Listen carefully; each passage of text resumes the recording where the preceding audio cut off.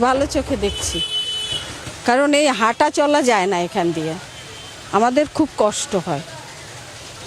এই যে তাড়াতাড়ি করে যে ইসে উঠবো, ট্রেনে উঠবো, উঠতে পারি না ওদের জন্য।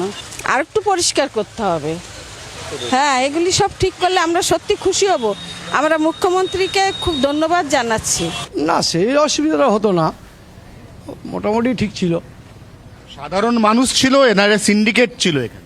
না না, এটা ইট বালি সিন্ডিকেট। হ্যাঁ। ইট বালি সিন্ডিকেট ছিল, তাই? ইন্ডিভিজুয়াল। ইট বালি সিন্ডিকেট, ইট বালি সিন্ডিকেট ছিল। দিদি, যাতায়াতে সুবিধা হচ্ছে?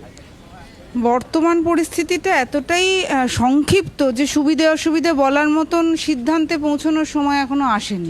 সবে 4 মে তো, আর এটা সবে জুন। ফলে পরিবর্তিত সরকারের সব কাজের প্রতিফলনের জনসাধারণের প্রতিক্রিয়া একেবারে ইনস্ট্যান্ট ম্যাগির মতো দিয়ে দেওয়া সম্ভব না, সময় লাগবে।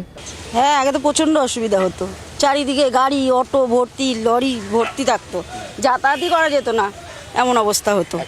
এখন তো ঠিক লাগছে। क्योंकि यहाँ पर स्टोन की बालू भरा रहता था, जाने आने का बहुत असुविधा होता था। ठीक है, अभी खाली हो गया सब, जहाँ बैग अच्छा से साफ सुथरा हो गया। और सबसे बड़ी बात है कि ये सरकार का जमीन है, रेलवे का जमीन है, किसी का पर्सनल जमीन नहीं है, तो इसमें कब्जा नहीं करना चाहिए। सरकार अपना जमीन कभी भी खाली करा सकता है, कोई भी टाइम। इसी पर, ये जमीन पर किसी का अधिकार नहीं है।